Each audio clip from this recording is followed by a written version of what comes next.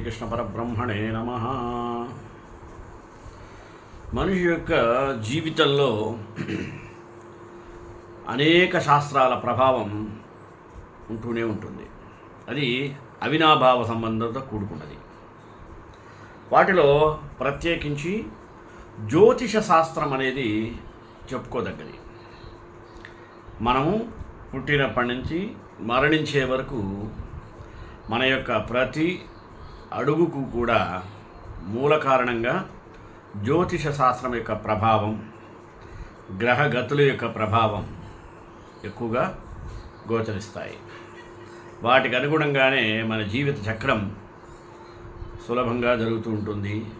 అనేక ఆటుపోట్లు వచ్చినా చివరికి విజయాన్ని సాధించి పెడుతుంది. అటువంటి వాటిలో జీవితంలో జ్యోతిష శాస్త్రం అనే అంశాన్ని 2 భాగాలు చేసి ఈరోజు మీ ముందుకు మొదటి భాగంతో వచ్చాను. మొదటగా ప్రార్థన. కృష్ణాయ వాసుదేవాయ దేవకీనందనాయ చ నందగోపకుమారాయ గోవిందాయ నమో నమః. ఇప్పటి కలియుగంలో గ్రహములు వాటి స్థానములు పెరిగే కొలది మన జీవన విధానాలు కూడా మారుతున్నాయి. అందువల్ల అందరి యొక్క మనసులు అనేక విధములైనటువంటి ఒత్తిడులకు గురి అయి అనేక ఇబ్బందులు పడుతూ ఉంటాయి. కావున్నే చిన్న పెద్ద తేడా లేకుండా చిన్న చిన్న కారణాలకు, పిచ్చి పిచ్చి కారణాలకు ఎంతోమంది ఆత్మహత్యకు పాల్పడుతుంటారు. అటువంటి ఆత్మహత్య ధోరణికి గల కారణాలు చూద్దామా? మన వేద జ్యోతిష ప్రకారం చంద్రుడు మన మనస్సుపై ఆధిపత్యం చలాయిస్తుంటాడు. చంద్రమా మనసో జాతః, మనకు మనస్సుకి అధిపతి చంద్రుడు గనుక. బుధుడు బుద్ధికారకుడు, మన బుద్ధికి ప్రధాన కారణం ఆయనే. బుధుడు ఎప్పుడైతే ఇతర గ్రహాలతో పీడింపబడతాడో అప్పుడు మన చేత తప్పుడు నిర్ణయాలు తీసుకునేలా చేస్తాడు. కొన్ని సందర్భాల్లో ఆత్మహత్యలు కూడా పాల్పడేటట్టుగా చేయగలుగుతాడు. జాతకుని యొక్క ఆయుర్దాయము శని అధీనంలో ఉంటుందనేది మర్చిపోరాదు, బాగా గుర్తుపెట్టుకోండి. శని గనక 8వ స్థానంలో ఆ జాతకుడు దీర్ఘాయుర్దాయం ఉంటుంది. ఎవరి జాతకంలో అయితే శని బలహీనంగా ఉంటాడో ఆ జాతకులు పిన్న వయస్సులోనే గతించడం లేదా నిరంతరం అనారోగ్యాలతో బాధపడుతూ ఉండడం జరుగుతూ ఉంటుంది. నవగ్రహాలలో సూర్యుడు మాత్రమే ఆత్మహత్యకు ప్రేరణ ఇవ్వనటువంటి గ్రహముగా చెప్పవచ్చును. రవి వలన ఆత్మగౌరవం, అహంకారం, నాయకత్వం జాతకుడికి అబ్బుతాయి. చంద్రస్థితి సరిగ్గా లేకపోయినా సరే రవి ఎవరి జాతకంలో అయితే శుభంగా ఉంటాడో ఆ జాతకుడికి ఎప్పుడు నిరాశ ఉండదు, దేనికి కృంగిపోడు. అలాగే రవి ఎవరి జాతకంలో అయితే బలహీనంగా ఉంటాడో ఆ జాతకులు తమకు ఎదురయ్యేటువంటి పరిస్థితుల్లో ఎదురు తిరిగి పోరాడే శక్తి, ధైర్యము లేక వారికి ఉన్నంత వాటిలో తృప్తి చెందుటకు ప్రయత్నిస్తారు. ఈ సమయంలో బుధుడు ఆధిపత్యం వహించిన ఆ జాతకుడికి ఆత్మహత్య ధోరణి కలిగేలా చేస్తాడు. అతని జాతకంలో గల శని యొక్క స్థానమును బట్టి ఆ వ్యక్తి ఆత్మహత్య వలన మరణం పొందుతాడా లేదా అనేది నిర్ణయించబడుతుంది. బుధుడు ఏ గ్రహాలతో కలిస్తే ఏ ఏ ప్రభావాలు వస్తాయో మనం ఇప్పుడు తెలుసుకుందాం. బుధుడు రాహువుతో కలిస్తే ఎలా ఉంటుంది? ఎవరి జన్మ కుండలిలో అయితే, అంటే జన్మచక్రంలో అయితే బుధ రాహువులు కలిసి ఉంటే ఆ జాతకుడు విషాన్ని త్రాగటం, పురుగుల మందు త్రాగటం, విషపూరిత రసాయనాలు శరీరంలోకి బలవంతంగా పంపించుకోవడం, అదే నిద్రమాత్రలు మింగటం, ఇలాంటివన్నీ కూడా. ఎత్తైన భవనముల మీద నుండి క్రిందికి దూకివేయడం, ఆత్మాహుతి దాడికి పాల్పడడం లాంటివి అనేక మార్గాల్లో ప్రయత్నిస్తూనే ఉంటారు. అటువంటి బుధుడు గనక చంద్రుడితో ఉంటే ఎలా ఉంటుందో చూద్దాం. ఎవరి జన్మ కుండలిలో అయితే బుధ చంద్రులు కలిసి ఉంటారో ఆ జాతకులు బావులలో దూకటం, లేదా నదుల్లో దూకటం, లేదా సముద్రంలో మునిగిపోవడం, చనిపోవడం, ఇలాంటి అనేక విధములైనటువంటి ఆత్మహత్యా ప్రయత్నాలు చేస్తాడు. అటువంటి బుధుడు కేతువుతో గనక కలిసి ఉంటే ఎలా ఉంటుందో చూద్దాం. ఎవరి యొక్క జన్మ కుండలిలో గనక బుధకేతువులు కలిసి ఉంటారో ఆ జాతకులు పుణ్యక్షేత్రములలో ఆత్మహత్య చేసుకుంటారు. అనగా పుణ్యక్షేత్రంలో మరణిస్తే మోక్షం లభిస్తుందని వీరి యొక్క ఆశ, కోరిక. అందుకని ఏం చేస్తారు, సైనైడ్ లాంటి కెమికల్స్ ఉంటాయి చూసారా, వాటిని మింగడం, ఎక్కువ మోతాదులో నిద్ర మాత్రలు మింగడం, ఇంకా పాదరసం, మెర్క్యూరీ అంటారు కదా, దాన్ని త్రాగడం లాంటివి చేస్తుంటారు. ఈ బుధ కేతువులు కలిసి ఉన్నటువంటి జాతకులు విపరీతంగా ఇలాంటి వాటికి ప్రయత్నిస్తూ ఉంటారు. ఈ కలయిక ఉన్న జాతకులకి సిజోఫ్రేనియా అనేటువంటి ఒకానొక విధమైనటువంటి మానసిక రోగం అనేది ఏర్పడుతుంది, మెంటల్ డిసార్డర్. సరే, ఇప్పుడు బుధుడు గనక శనితో కలిస్తే ఎలా ఉంటుందో చూద్దాం. ఎవరి యొక్క జన్మ కుండలిలో అయితే బుధ శని కలిసి ఉంటాడో ఆ జాతకులు రైలు పట్టాలపై పడుకోవడం, అతివేగంగా వాహనాలను నడిపి ప్రమాదాలను సృష్టించడం, రోడ్లపై ఆత్మహత్యకు పాల్పడటం, లేదా తనంతట తానే కత్తి తీసుకొని పొడుచుకోవడం, లేదా ఇంట్లో దూలానికో ఫ్యాన్కో ఉరి వేసుకోవడం లాంటివి చేసేందుకు ఈ జాతకులు ప్రయత్నిస్తారు. ఇక అటువంటి బుధుడు గనక కుజుతో కలిసి ఉంటే ఎలా ఉంటుంది? ఎవరి జన్మ కుండలిలో అయితే బుధుడు కుజుడు కలిసి ఉంటారో ఆ జాతకులు తమ యొక్క మణికట్టుని ఇలా కోసుకోవడం చూస్తుంటారు కదా, ప్రేమ వైఫల్యం చెందినని ప్రియురాలు కోసుకోవడం, ప్రియుడు కోసుకోవడం, తండ్రి తనకు బండి కొనివ్వలేదని పిల్లవాడు కోసుకోవటం, ఇట్లాంటివి చాలా చూస్తుంటాం. వీటి కారణం బుధుడు కుజుడు కలిసి ఉండటమే. శరీరానికి నిప్పు పెట్టుకోవడం, అంటే కిరసనాయలు పోసుకుని తగలబెట్టుకోవడం, తుపాకీతో కాల్చుకోవడం, లేదా కరెంటు షాకులు పెట్టుకోవడం, ఇలాంటివన్నీ కూడా ఈ రకమైన జాతకులు ప్రయత్నిస్తూ ఉంటారు. అటువంటి బుధుడు గురువుతో గనక కలిసి ఉంటే ఎలా ఉంటుందో చూద్దాం. ఎవరి జన్మ కుండలిలో అయితే బుధ గురువులు కలిసి ఉంటారో ఆ జాతకులు యోగా పద్ధతులలో ఆత్మార్పణ చేసుకునే ప్రయత్నాలు చేస్తారు. అంటే డిగ్నిఫైడ్ డెత్ అంటారు.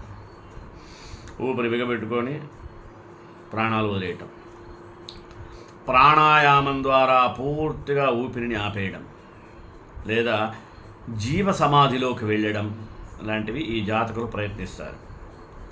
బుధుడు ఏ గ్రహము వలన పీడింపకపోయినా రవిచంద్రులు బలహీనంగా ఉంటే అప్పుడు బుధుడు జాతకుడిని కృంగదీస్తాడు. దాని యొక్క ప్రభావం అతనికి ఆత్మహత్యా ప్రయత్నం చేసేటువంటి ధోరణి ఏర్పడేలా బుధుడు కారకుడవుతాడు. కానీ ఆత్మహత్యా ప్రయత్నమునకు మాత్రము ఆ జాతకుడికి అంత ధైర్యం ఉండదు. ఒకవేళ శని నీచంలో ఉండి మరియు 2, 7, 8, 12 భావగ్రహాల చెడు దశలో గనక జాతకుడు ఆత్మహత్యా ప్రయత్నం చేసుకుంటాడు.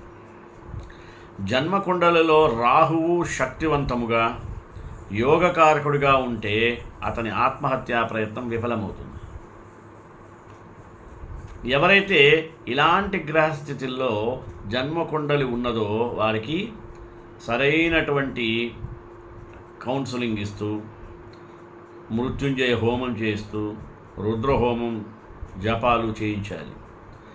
లేదా సింపుల్గా విష్ణు సహస్రనామం ప్రతిరోజు పఠించడం, చదువు రాని వాళ్ళకి వాటిని వినడం చేయడం వలన శని మరియు బుధుడు వల్ల కలిగే పైశాచిక ప్రభావాలన్నీ పటాపంచలైపోతాయి. అంటే విష్ణు సహస్రనామానికి అంతటి శక్తి ఉందన్నమాట. పుట్టిన ప్రతి జీవి గిట్టక తప్పదు, కానీ దారుణమైన చావులుగా చెప్పబడేటువంటి కొన్ని ఉంటాయి. అదేంటంటే రోడ్డు ప్రమాదాలు, వాహన ప్రమాదాలు, ఆత్మహత్యలు, సర్పగ్రహపూరితమైనటువంటి రాహు కేతు శనిగ్రహాల వలన జరుగుతాయి. మానసికంగా శక్తిని కోల్పోయిన వారు మాత్రమే ఆత్మహత్యా ప్రయత్నానికి పూనుకుంటారు. దీనికి వయసుతో నిమిత్తం లేదు. వారి వారి గ్రహస్థితుల అవయోగాల వలన మాత్రమే ఇవి జరుగుతాయి. జాతక చక్రంలో ఇలాంటి గ్రహస్థితులను ముందుగా తెలుసుకోవడం చాలా మంచిది. సమస్య ఏదైనా కానీ పరిష్కారం చాలా ప్రధానం. కారణాలు ఏవైనా కానీ పరిహారం ఒకటే, అదే తంత్రకర్మ విచ్ఛేద అంటారు. అంటే పూర్వజన్మ పాప ఫలం కారణంగా ఆత్మహత్య చేసుకునే పరిస్థితులను కల్పిస్తాయి పైశాచిక గ్రహాలు. ఈ గ్రహాల పైశాచికతను జన్మగుండలి ద్వారా తెలుసుకొని జాగ్రత్త పడటం చాలా మంచిది. ఈ ఆత్మహత్య బలవన్మరణాలు ఎవరి జీవితంలో ఎప్పుడు జరుగుతాయో మనం చెప్పలేం ఖచ్చితంగా. ఒకవేళ జాతక పరిశీలనలో ఇలాంటి గ్రహస్థితులు కనుక ఉన్నప్పుడు జాగ్రత్త పడగలరని, వాటికి సంబంధించిన గ్రహ సంబంధులు, యోగాలు, అవయోగాలు, ఆత్మహత్యలకు బలవన్మరణాలకు కారక గ్రహ సంబంధాలు వివరించడం జరిగింది. అయితే ఇక్కడ ఒక సూచన ఉంది. మానవులు గ్రహస్థితుల వలన కానీ, పూర్వజన్మలో చేసిన పాప ఫలనం వలన కానీ, స్వయంకృతాపరాధాల వలన కానీ, లేదా తట్టుకోలేని అనేకమైనటువంటి ఆర్థిక సమస్యల వలన కానీ ఆత్మహత్యలకు పూనుకుంటారు, లేదా బలవన్మరణం పొందుతారు. వాహన ప్రమాదంలో మరణించడం వంటి దుర్ఘటనలు జరుగుతూ ఉంటాయి. ఈ ఘట్టాల నుండి బయటపడగలిగితే జీవితంలో ఊహించలేనంతంటి అభివృద్ధిని కూడా వాళ్ళు సాధిస్తారు. అంటే ఎవరైతే వీటి నుంచి బయటపడతారో. ఇలాంటి గ్రహస్థితులను ముందుగా తెలుసుకొని వాటికి నివారణ కూడా గ్రహించి ఈ సంఘటన నుండి బయటపడి జీవితంలో అన్ని విధాలుగా ఆనందమయమైనటువంటి జీవితాన్ని గడపవచ్చు. ఈ పైశాచిక గ్రహాలు ఇచ్చేటువంటి చెడు ఫలితాలను తంత్ర మార్గంలోని హోమాల ద్వారా, తాంత్రిక గ్రహదోష విచ్ఛేదనల ద్వారా పరిహారం జరిపించవలెను. ఈ పరిహారాలు ఎక్కువగా కేరళలో మనం చూస్తుంటాం, ఎందుకంటే వాళ్ళు తాంత్రిక విద్యలకు పెట్టింది పేరు. ఇకపోతే మాంగళ్య దోషం, వాటి గురించి వివరాలు, వాటికి వచ్చినటువంటి సమస్యలు, వాటి నివారణ మార్గాలు తెలుసుకుందాం. ముందుగా మాంగళ్య దోషము ఎందుకు ఏర్పడుతుందో, మాంగళ్య దోషం అంటే ఏమిటో తెలుసుకుందాం. ఒక స్త్రీ జాతకంలో అష్టమ భావము అంటే 8వ స్థానమున మాంగళ్య స్థానం అని పిలుస్తారు. ఈ అష్టమ భావంలో గనక చెడు గ్రహంలో ఉంటే వారికి మాంగళ్య దోషం ఏర్పడుతుంది. జ్యోతిష శాస్త్రం ప్రకారం గురువు స్త్రీలకు మాంగళ్య భాగ్యాన్ని ప్రసాదిస్తాడు. అందువలన ఒక స్త్రీ జాతకంలో 8వ స్థానము లేదా 8వ స్థానాధిపతి మరియు గురువు అశుభ స్థానంలో గనక ఉన్నట్లయితే ఆ స్త్రీకి మాంగళ్య దోషం ఏర్పడుతుందట. మాంగళ్య దోషం ఉన్న స్త్రీ యొక్క భర్త భార్యతో తగాదాలు, లేదా ఇల్లు వదిలి పారిపోవడం ఇలా జరుగుతూ ఉంటాయి. కొన్నిసార్లు మాంగళ్య దోషం ఉన్న స్త్రీలు భర్తతో విడిపోవడం జరుగుతాయి. అదే విడాకులు అంటుంటారు కదా.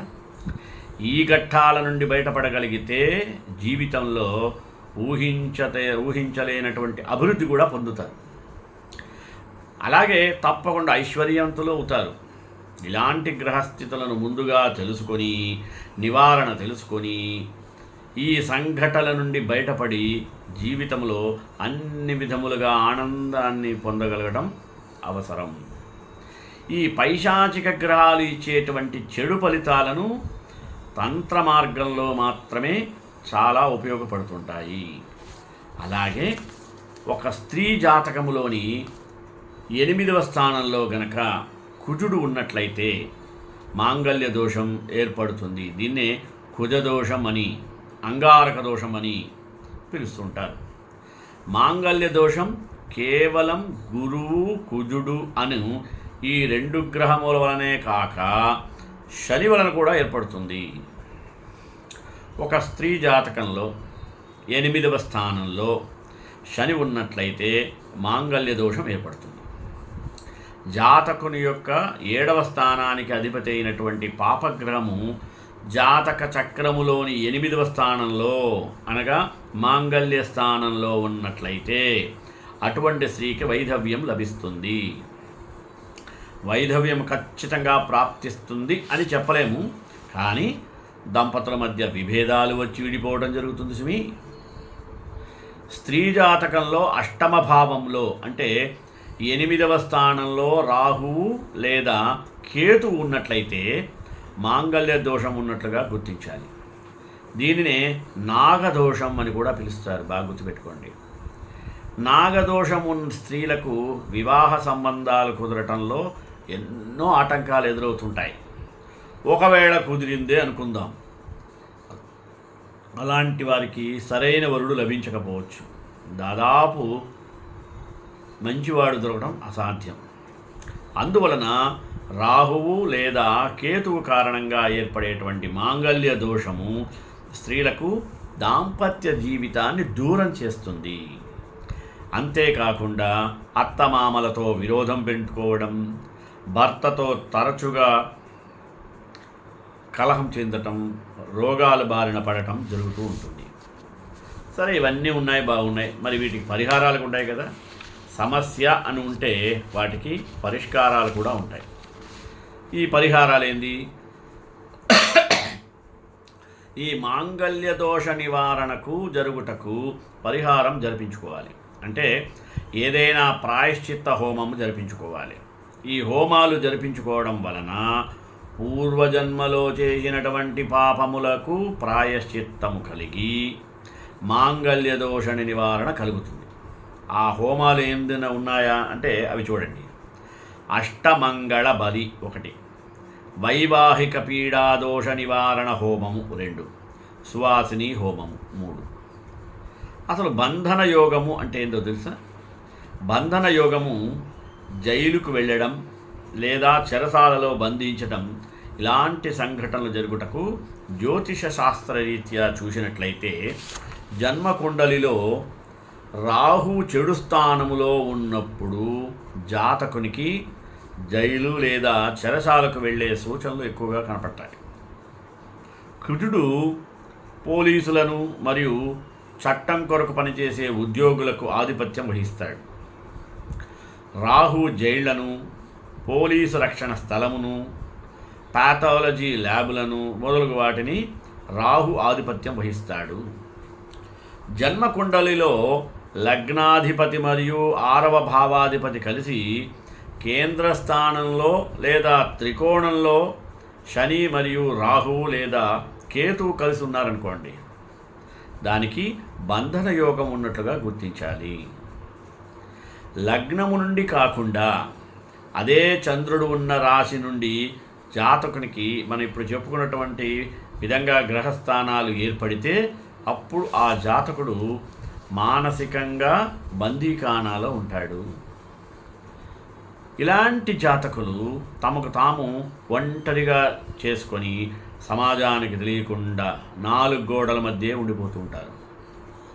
ఇలాంటి వారిలో కొంతమంది మానసికంగా అనారోగ్యం వచ్చి ఈ ప్రపంచం నుండి వెలివేయబడతారు.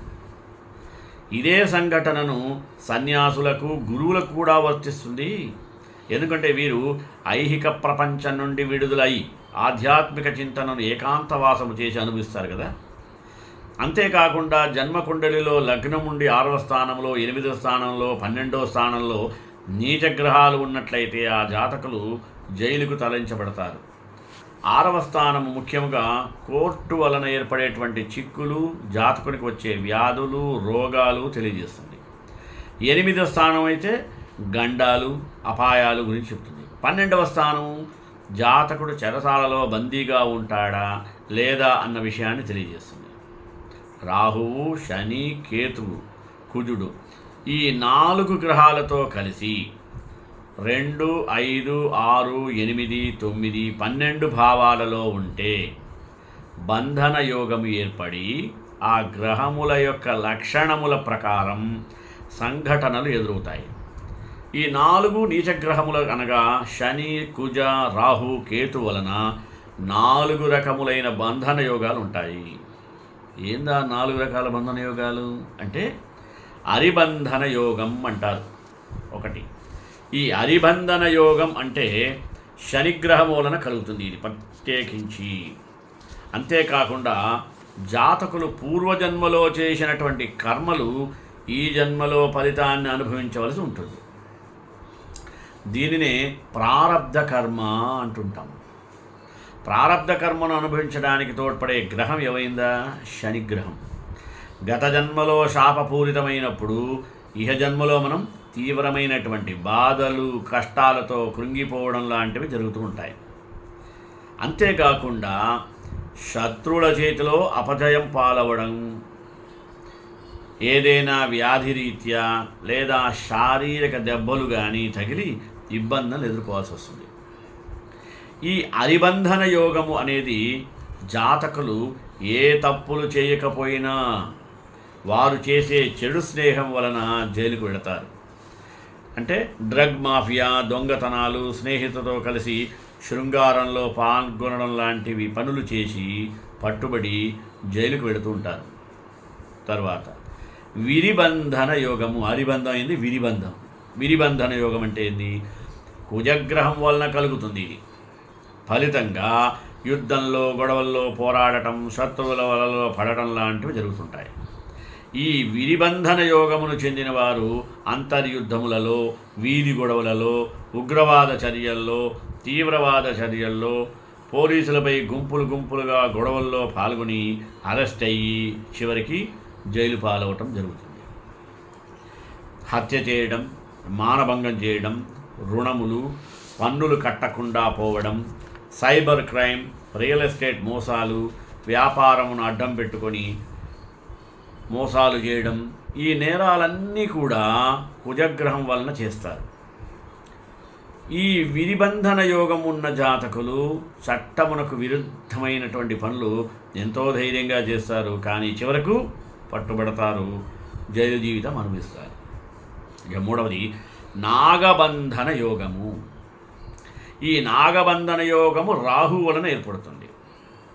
ఈ నాగబంధన యోగము ఉన్నవారు ఇతరులకు, ప్రజల మధ్య అపరాధం చేయడం, మతపరమైన వైరములు, జాతి ద్వేష వైరములు, మాఫియా, డ్రగ్స్, బాంబులు వేయడం, అక్రమ గనులు తవ్వకం, ఖాతాలో లేకుండా మోసం చేసి అధిక మొత్తం డబ్బు సంపాదించడం, ఇలాంటి చర్యలకు పాల్పడుతుంటారు. మామూలుగా ఈ నాగబంధన యోగం ఉన్నవారు మొదట ఎంతో పేదరికమైనటువంటి జీవితాన్ని గడుపుతారు. ఆ తరువాత చట్టాన్ని వ్యతిరేకిస్తూ ఎంతో ఉన్నత స్థాయికి ఎదుగుతుంటారు. కాకపోతే ఈ నాగబంధన యోగం ఉన్నవారు తప్పకుండా జైలుకు వెళతారు, లేదా ఎవరికీ తెలియనటువంటి జీవితం మొత్తం అజ్ఞాతవాసం చేస్తూ ఓ నక్సలైట్ లాగానో, ఒక టెర్రరిస్ట్ లాగానో మరణిస్తారు. దీనికి సరైన ఉదాహరణ మనం దావూద్ ఇబ్రహీం చూడొచ్చు. ఇతను తన జీవితంలో సామాజిక జీవితం ఎన్నడూ అనుభవించలేదు.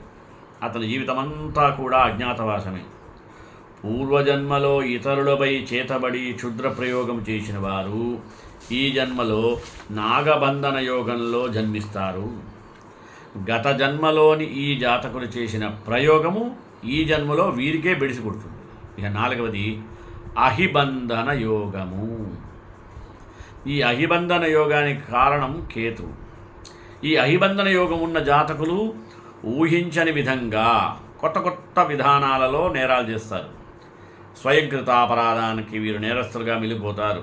కేతువునకు తల ఉండదుగా, అందుకే ఈ అహిబంధన యోగం ఉన్నవారు బుర్రలేని పనులన్నీ చేసి చివరికి పట్టుబడతారు. అంటే తెలివి తక్కువ పనులు. కారణాలు పిచ్చిగా ఉన్నప్పటికీ వీరు చేసే నేరాలు మాత్రం క్రూరంగా ఉంటాయి. ఈ విధంగా ఈ అహిబంధన యోగం వలన, ప్రారబ్ధ కర్మల వలన వివిధ రకములైన నేరములు చేసి జైలుకు వెళ్ళి అనేక విధములైన శిక్షలు అనుభవించాల్సి వస్తుంది. వీటికి పరిహారాలు ఎన్నో విధాలు ఉంటాయి. అవి తమ జన్మకుండలి ఆధారంగా తెలియజేయాలి. కావున ఇక్కడ పరిహారం మనం చెప్పలేము. అలాగే జ్యోతిష శాస్త్రరీత్యా దంపతులు విడిపోవడం లేదా విడాకులు తీసుకోవడం ఎలా జరుగుతుందో తెలుసా? వైవాహిక దంపతుల మధ్య విడిపోవడం లేదా విడాకులు సందర్భాలు రావడం ఇప్పటి కాలంలో సర్వసాధారణమైపోయింది. వివాహం చేసుకోవడానికి పట్టే సమయం విడాకులు తీసుకోవడానికి పట్టడం లేదు. సామాజిక పరంగా విడాకులకు ఎన్నో కారణాలు ఉండవచ్చు, కానీ ఇక్కడ కేవలం జ్యోతిష శాస్త్ర రీత్యా చూసినట్లయితే వాటి మాత్రమే మనం చర్చిద్దాం. జ్యోతిష్యునిగా మనం చూసినట్లయితే వివాహం చేసుకోవడానికి ఎన్నో ఇబ్బందులు ఎదుర్కొని ఆలస్య వివాహం చేసుకొని కనీసం 1 సంవత్సరం కూడా నిండకముందే దంపతులు విడాకుల పేరున విడిపోవడం జరుగుతూ వస్తున్నాయి. జాతకరీత్యా దంపతులు విడిపోవడానికి లేదా విడాకులు తీసుకోవడానికి కారణాలు అనేకం ఉన్నాయి. విడాకులు తీసుకునేందుకు నిర్ణయించుకున్న దంపతులకు సహజ కారణాలు కొన్ని ఇలా ఉంటాయి. మొదటగా, దంపతుల మధ్య శృంగార బంధం గనక సరిగా లేకపోతే, అంటే లైంగిక జీవనం సరిగా లేకపోతే, దంపతుల్లో ఒకరి శృంగార సామర్థ్యం లేకపోయినా ఇది జరుగుతుంది. లేదా జాతకంలో ద్వికళత్ర యోగం ఉండటం వలన కానీ, లేదా పెళ్లికి ముందు వేరొకరితో ఉన్న ప్రేమ వ్యవహారం ఇంకొకరితో పెళ్ళైన తర్వాత కూడా కొనసాగించటం, లేదా వివాహమయ్యి చాలా కాలమైన పిల్లలు లేకపోవడం, కొత్త బంధం ఏర్పడిన తరువాత మొదటి బంధాన్ని నిర్లక్ష్యం చేయడం, లేదా వివాహమైన తరువాత చాలా కాలం అనారోగ్యంతో ఉండటం, లేదా వివాహం తరువాత పేదరికాన్ని అనుభవించడం, లేదా వివాహేతర సంబంధాలు ఏర్పడటం, ఇలాంటివి చాలా కారణాలు. అలాగే విడాకులకు జ్యోతిష కారణాలు ఏం చెప్తున్నాయి? జ్యోతిష్ శాస్త్రంలో చూస్తే విడాకులకు లేదా దంపతులు విడిపోవటకు గల కారణమైన ముఖ్య గ్రహాలు రవి, కుజుడు, రాహువు, శని, కేతువు.